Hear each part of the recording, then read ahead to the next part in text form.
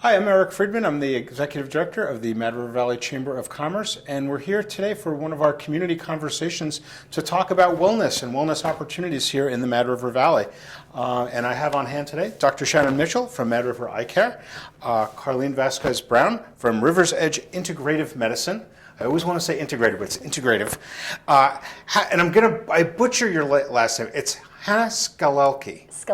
Skalecke, I'm sorry. Hannah Skalecke from Elevation Physical Therapy, and another name that I usually butcher is Anna Del Rosal. Yes. Got it, nailed it. From Mountain Rose Yoga. Thank you guys for all for coming. I really appreciate it. I'd like to start out just with a little brief introduction. Anna, do you want to just introduce yourself and tell us what you do? Okay, so I'm Anna Del Rosal, and I own Mountain Rose Integrative Wellness Center, which comprises of yoga classes. We just added Pilates classes, and I'm an acupuncturist as well. There's a crystal shop, so there's several things going on at our center. I yesterday actually celebrated 20 years of teaching yoga, so that's a big win for me, or a big, not win, but just a long history of how long I've been doing this for. That's great. So yoga increases life expectancy. I'm not even 50 yet. So. Well, thanks. And Anna's business is located right down the road here, on the corner of Route 100 and Route 17. I'm right beside Shannon. Right, and that was my segue into Dr. Shannon Mitchell from Mad River Eye Care. Sure. Yeah. I'm an optometrist, an eye doctor. My wife and I opened a practice here, Mad River Eye Care, in 2018, just in time to shut down for the pandemic. And but yeah, so that was your fault? Wasn't my fault, but okay. I was subject to it like everybody else. I provide comprehensive eye health services, anything having to do with keeping your eyes comfortable and healthy, and your vision clear and useful and comfortable. And you do glasses and contact lenses. Ski goggles, I hear, too. Ski goggles, yep, yeah. Who knew, right? We try to cover all the bases. No, that's great. Thank you. And Carlene Vasquez Brown? Sure. Tell us what you do. Yeah, so I'm a nurse practitioner, and I moved my business here from New Hampshire just this past fall, so in August of 2022. I went into private practice just last year. I had been in the hospital doing pulmonary critical care and palliative and hospice medicine for about 20 years. Right. And following the pandemic and working through that in the hospital setting, I decided it was time to do something different. So I went into private practice, and there I do herbal medicine. I had gone back to school at the Maryland University of Integrative Health. So I have a master's in herbal medicine. And I'm doing some direct primary care. I'm also a board-certified reflexologist. So I offer that and bereavement counseling, as well as Reiki. I'm a Reiki master. All right. Yeah. Lots of things. Yeah. And Hannah, you have Elevation PT up at Green Mountain Valley School? Yep. And so, Steve and I, my husband and I, we had moved back to Vermont in 2007, and we became partners with the folks that were at GMBS, the Poolins, in 2008, and then we bought them out in 2010 and started Elevation. So we provide physical therapy services, generally orthopedic in nature, like evaluation, assessment, treatment. We've got 5 PTs and a PTA and an athletic trainer. So, yeah. Cool. Well, it's good to get a little introduction on everybody. Anna, I wanted to start with you and just kind of get a sense of what's it like to have a business like yours in the Valley? What's it like? So it's actually, when I look at the big picture, it's pretty great because it's such a small and tight community. You get to know your clients really well, and it's not just on this hi, how are you today? It's, their family, and then they know my life too. Everybody knows they've gotten married, we're building a house, we've gotten a dog. So it feels more like a family than a community or living in a city where you're just one of many people. So there is really that bonus of just the familiarity, which is really sweet and nice to be able to feel like the business is not just a business, but it's like coming home. That's great. Yeah, it's interesting. We're talking about how I think a lot of people, one of the reasons that we did this whole thing was I think that there's a lot of people that are unaware of the different wellness opportunities and the different practices that are here in town. And I kind of wonder about like Dr. Mitchell, like why, you live up in Stowe, you decided to open this place up and when you created the pandemic. And why did you decide to move your business here or start your business here? And did you move or did you start it here? Started it. Okay. Yeah. We opened from scratch, kind of a cold open in 2018, and I'd been working at a bigger practice in Stowe for a long time, 8 or 9 years, and the owner of the practice sold it to a bigger chain group, and that wasn't my vibe. I didn't, it wasn't what I was looking for. I'd always wanted to be an entrepreneur and own my own business, and that was kind of the kick in the pants to try to figure something out. Why Waitsfield? Why the Valley? I was looking for a great place that was a little out of Stowe to mind my non-compete with my previous employer, and we, I had always liked Waitsfield, and we started looking around and realized there's no eye care services here.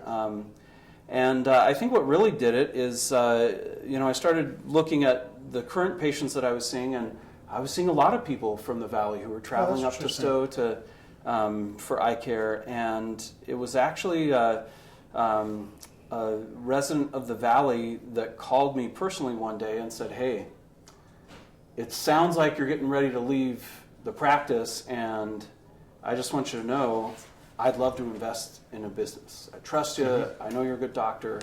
And while I didn't take him up on it, that was a real clincher for me to just say people have confidence in what I do, and it really meant a lot coming from the Valley. And as I started to look around, it just seemed kind of like a no-brainer, and it's been a great place to practice. Well, we're glad to have you, and yes, a lot of people I think are sort of surprised that we. I think it's an industry that's, I don't know, please correct me if I'm wrong, it seems dominated by like the big corporate kinds of, Pearl Visions and places like that. And I think you fit really well into what the Valley is all about, which is cool. So Hannah, how did you guys, you kind of touched on it a little bit. Right. One of the things I was curious about is, the relationship with Green Mountain Valley School and what that part of the practice means to you. And it's funny when you mentioned Poulin, I totally forgot that you'd taken over for them. Right, for Chris and Jen, yeah. Yeah, and fortunately I have not had to use your services since then, so hopefully we'll keep it that way. Absolutely. So yeah, we help take care of the GMBS athletes. We're in their space. We're in the Racing Performance Center, which is the gym they built in 2014. And we have an athletic trainer who contracts hours to help support the athletes. And then if the injury is greater than a couple weeks of athletic training, they become a physical therapy patient and we bill insurance. So we're able to, hopefully fix things quickly, but if it's a season-ending injury for those athletes, then we can help support them through PT beyond a couple weeks. And we do screens on the students and try to catch things before they become a problem. So when students come to campus, we try to screen them before the season starts to catch anything that they need help with to help stabilize and prevent injury. So what percentage of your business, of the practice, is GMVS versus the rest of the community? So our athletic trainer spends about half of her time working with the GMBS athletes, and then it ebbs and flows kind of depending on the time of the year and what's happening, but I would say it can range from 20% to 30 to 40. Our practice has expanded over the last several years, and we brought in another full-time PT, so we see a lot of people from the community, for sure. Yeah, well, it seems like ski racers are always hurting themselves. It seems Right. like that's a thing. And I think that skiing generally is great job security for you, It right? absolutely is. It's, yeah, part of the business plan. But fortunately, I did see you skiing up on Sunday. Yeah, This for up sure. at Mad River Glen. Totally. And so Yeah. you participate and hopefully have not been a patient yourself. Right. We're Right? trying to keep it that way. Yes. No, that's great. And Carlene, why did you again, you touched on it also about why you moved over from New Hampshire. What brought you here? Big reason. So my husband grew up here. Yes. So he still has family here, and we had already had a place up here for quite some time, and knowing that we were going to move, so we have a big family, we have 7 kids. So the place we had before was really great for like 5 days, but we couldn't live there full time. So we had purchased a unique property down on Route 100, and it kind of worked out because it had 2 houses, so I use the other house as my office, which Yeah, is it's a nice. beautiful place. And would you tell where it is so people are aware? Right, so is that the Sun and Sand? What is the Oh, Salt and Salt Sand. and Sand. Okay, so right after Salt and Sand, if you're going like beyond, it's like 2 places down on the right. Past Warren Falls. Yeah, And, there's a sign now. yes, it's a There's very a nice sign sign. now, so you can find it easily. You are the last business in the valley, I think. Is that true? I guess so, Right? actually. As yeah. you're heading south. Or the Yeah, first, right, exactly. right, The right. first. Yeah, Good point, Tony. For sure. Anna, you've been in, how long have you been in business now? Mountain Rose has been since June of 2018, but I was here for 2 years beforehand, Okay. already offering yoga classes and acupuncture. It's sort of 2 separate businesses. So what are some of the challenges of having a business like yours in the valley? One is population base, but I think Or lack thereof. Or lack thereof, yeah. Yeah. And also the biggest thing for my industry, my biggest competitor is Mother Nature. So last week, powder days, people are like, I'm out. I'm not coming in, because they want to hit the snow while there's snow. The same like in the summer when it's really nice out, people are like, I'm going to go, like they'd rather be outside than inside. So Mother Nature definitely plays a part in. I never thought of it as a seasonal kind of, or weather-dependent business. And it is seasonal. People are like, I do yoga in the winter because I'm not outside as much. In the summer, they're like, I'm outside. So it's an interesting. Had not thought about yeah, that. like that. So that's, we all moved. Most of us moved here because of the outdoors. So it's interesting to observe that. Like, and so I know. I'm like, okay, this is what I can expect. Right, and don't you do some outdoor yoga? I did at the beginning over at Tucker Hill. With Okay. Patty and Kevin, we used to do ladies' night. And during the pandemic, we did a little bit. It's a little tricky though. Just uneven ground doesn't make for the best with.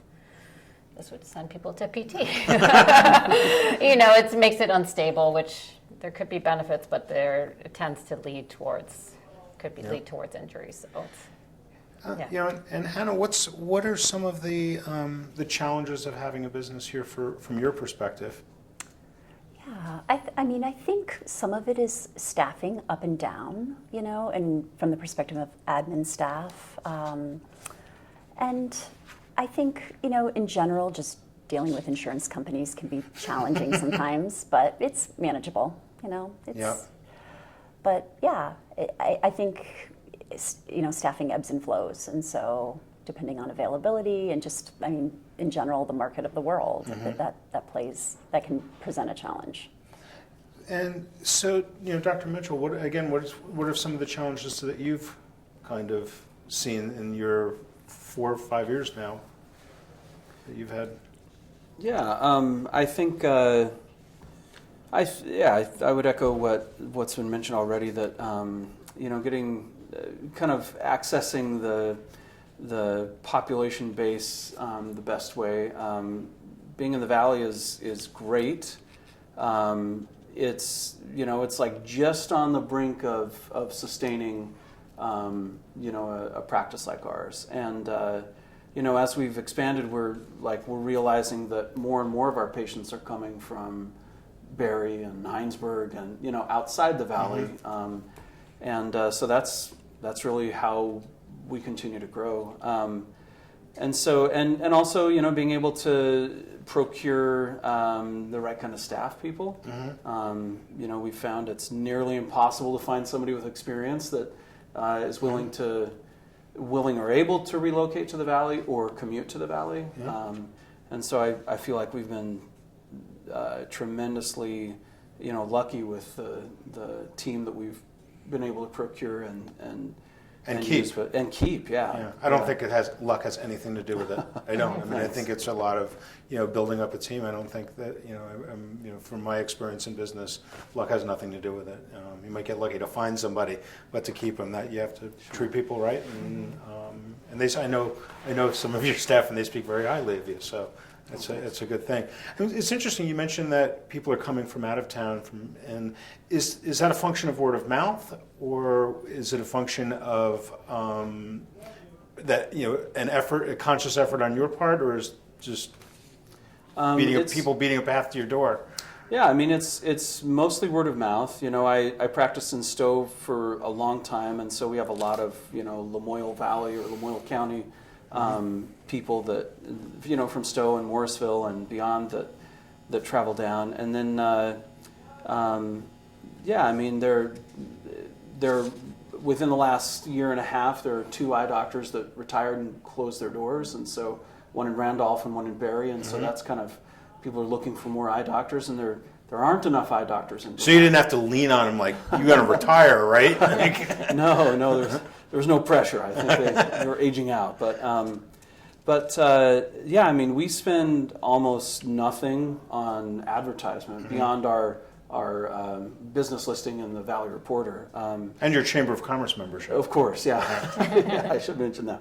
But yeah, we see people.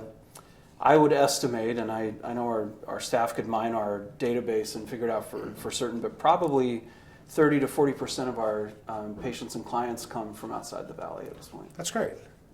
Well, we appreciate that because they come here, they get something to eat, they go buy some gas, and get to enjoy the place and maybe spend some time outdoors, which is good. So we've talked about some of the challenges. What do you think some of the advantages, Carlene? I know you're relatively new, but do you feel like there's some advantages of being here? Yeah, I mean, I think some of it's been said already, but being in a small place, word of mouth definitely is a big deal.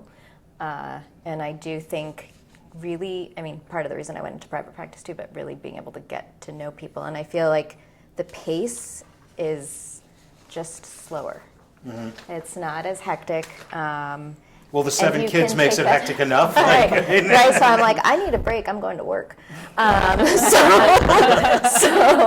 it is, but it is just a lot. I don't know, the flow is easier, and I think that's something I fell in love with up here and why I was so excited to move up here, just being in the Valley, because there is something incredibly special about this place, and you can see it in, what is it, that Facebook Front Porch Forum? Front Porch Yeah, people are constantly supporting other people, or they're seeking help, and there's immediately like lots of replies. Oh, I can help you with this, and you don't find that everywhere. And so I think that piece of the community makes it desirable to want to be here as a business. And do you think that there's an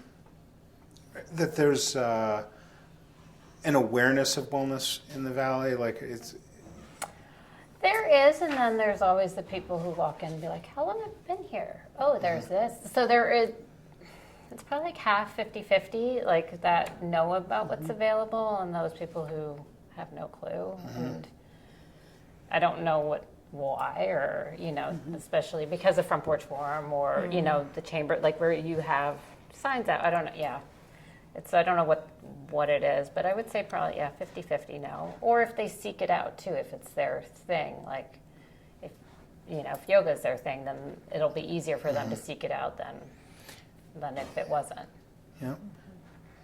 Hannah, do you think that is there connectivity between the different providers within the business community? Do you guys talk? Is it a collaborative sort of thing from your perspective? With us communicating with like physicians in town and those providers? I mean, and other providers, I think. Yeah, absolutely. I mean, I think generally physical therapists, I mean, it's a wonderful profession because it's usually a collaborative effort with many other healthcare providers that are right here in this room. So absolutely, I think there's strong connection. That's good. And have you felt that it's been a pretty supportive, the wellness community? So I think actually I really appreciate right now today because I mean I didn't know. Right. I mean I knew because we had to go to see you, but I didn't know like what is available, where could I send people, you know, because I think that there is a big part of just overall wellness in yoga, right, if you need PT, and so yes, now I do. Yeah. Well, that's good. And I would imagine when someone comes in like, you should do yoga, right? Things like that. Absolutely. Well, and to sort of add, there is this thing about Vermonters wanting to keep things hidden and special. Yep. Which is sort of also like, it's sort of counter to what we all do, because you're like, wait, we need that support. It's like, we're not hidden or special, like we're here to offer our services, and we all are offering our services.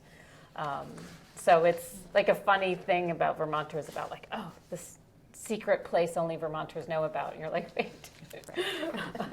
Yeah, and I think we deal with that as a community generally, because people always come up to me like, well, hey, stop promoting this place. There's too many people here. I'm like, well, some of our business people might not say the same thing. So Right. It's interesting. One of the things I was thinking about. When we talk about the Mad River Valley, is a pretty different place, weird sometimes, people might say. And I know from a lot of people think of chambers of commerce as organizations, these kind of buttoned up business organizations, and we are kind of decidedly not like that. And I'm really pleased that all of you folks are members of the chamber. Why is it like why did you join the chamber, and what was your rationale behind it? That decision? So for me, it was a way to kind of get my foot into the community, and I guess I kind of always thought, of how do we embed ourselves and embed our business in any community, but in the Valley, I found that early on, when we started the business and started attending mixers and meeting other business people in the Valley, it was incredibly supportive, to be able to know other business owners, other entrepreneurs, and understand, that they had some of the same challenges and some of the secrets, and it's been really cool over the years to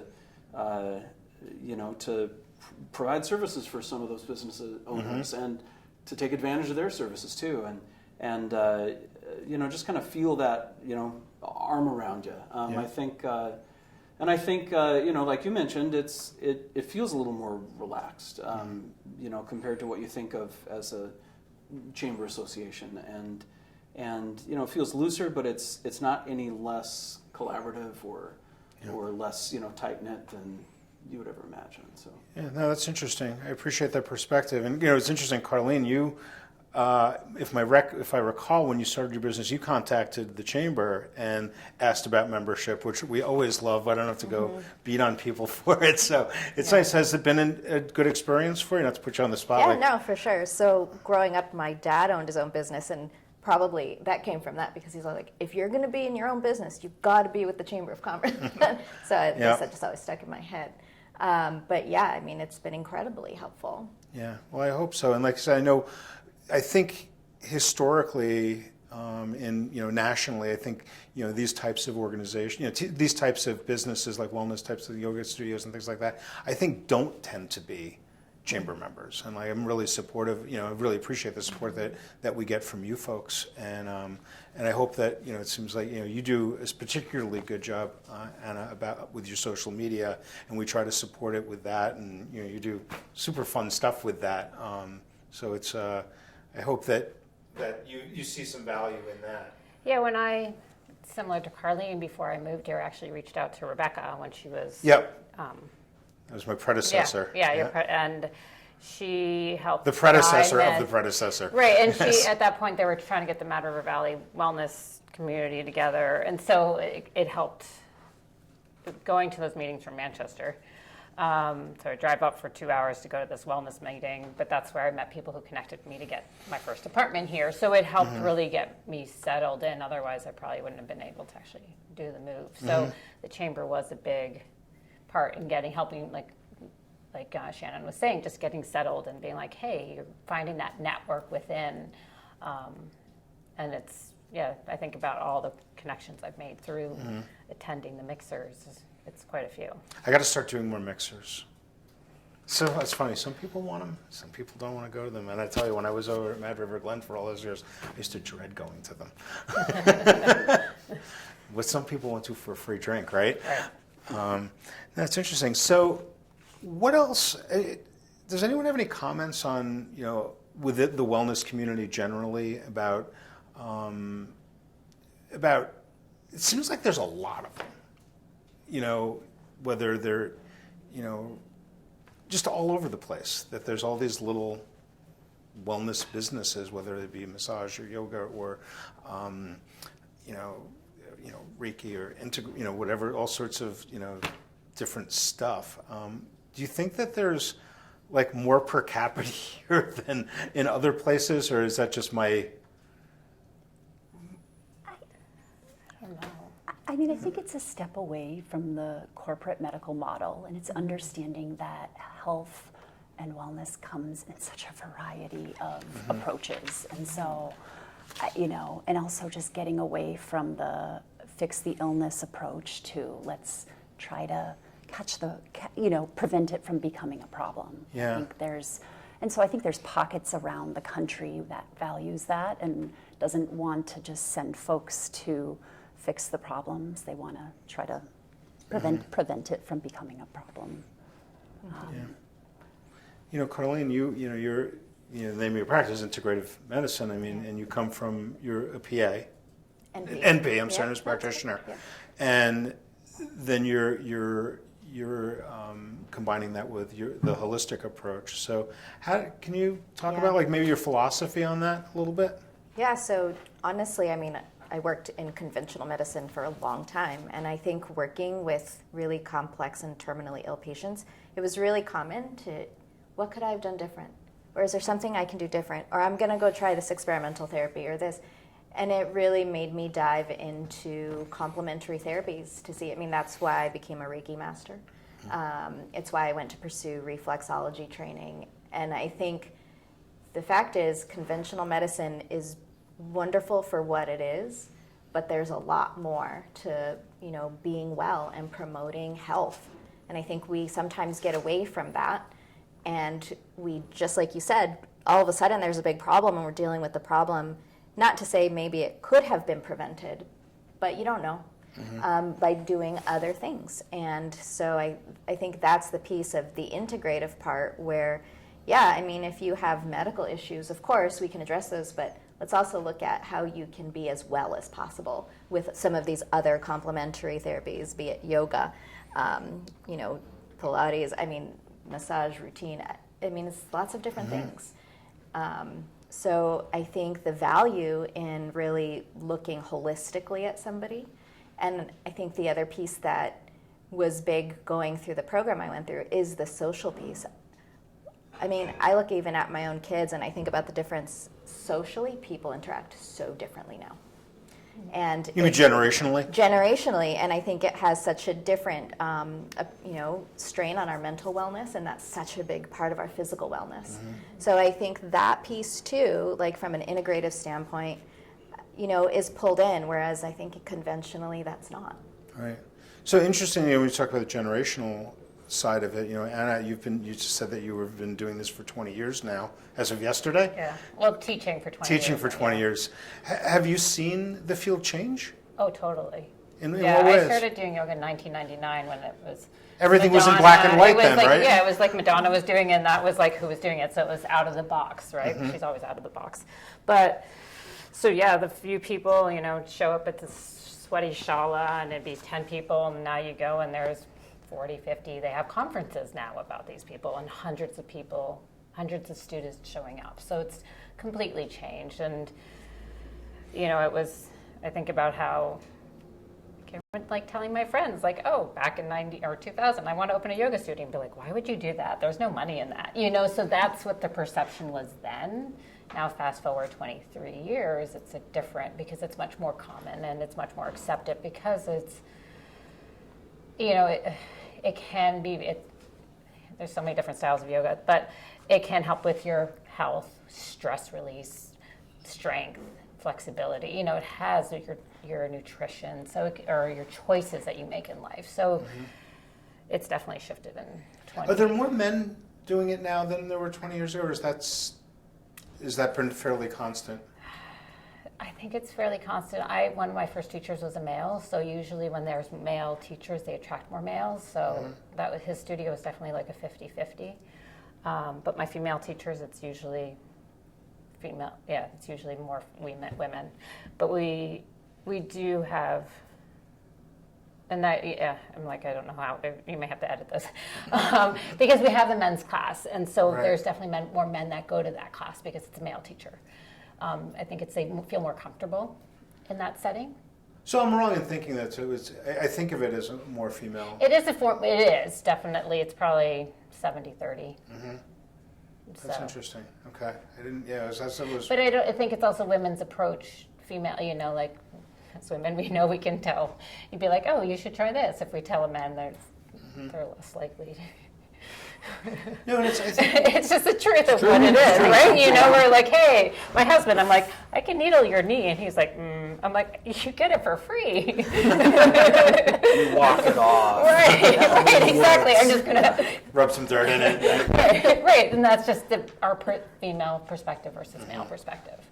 But I think that is changing in that younger generation where there is more younger men being more acceptable. Like there is something shifting in that because it's been more mainstream for them. I think you asked me that same question when you came to my office about, do you find it's more women coming? And to be very honest, I've had way more new male patients here than women. And is that, do you think that's here, or, was that your experience in New Hampshire? Well, so I kind of took patients with me from New Hampshire, and that was from an already established practice because I do telehealth still into New Hampshire. Oh, okay. But this is all here, and I couldn't explain it, but it did make me chuckle when I kind of looked at stuff, and I was like, oh, well, look at that. That's interesting. Yeah. So it seems like you guys are obviously all involved in wellness in one way or another, and that you have but other interests. And one of the things I've known about you is that you did a bunch of work in Central America. You want to talk about that a little bit? Sure, yeah. I just participated with an organization to provide free eye care and glasses to underserved, poverty countries in Honduras and in Mexico, and it's that's really eye-opening to be able to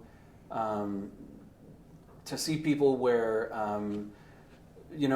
I say, well, I'm an eye doctor, and they think, oh, like if your eye gets torn out or torn open, you fix it. And I'm like, no, I help people see. Like, they can't fathom the thought of sort of leisurely going to see an eye doctor to improve on something that they're managing with. And so that was kind of interesting to recognize that and it kind of makes me think of in terms of wellness.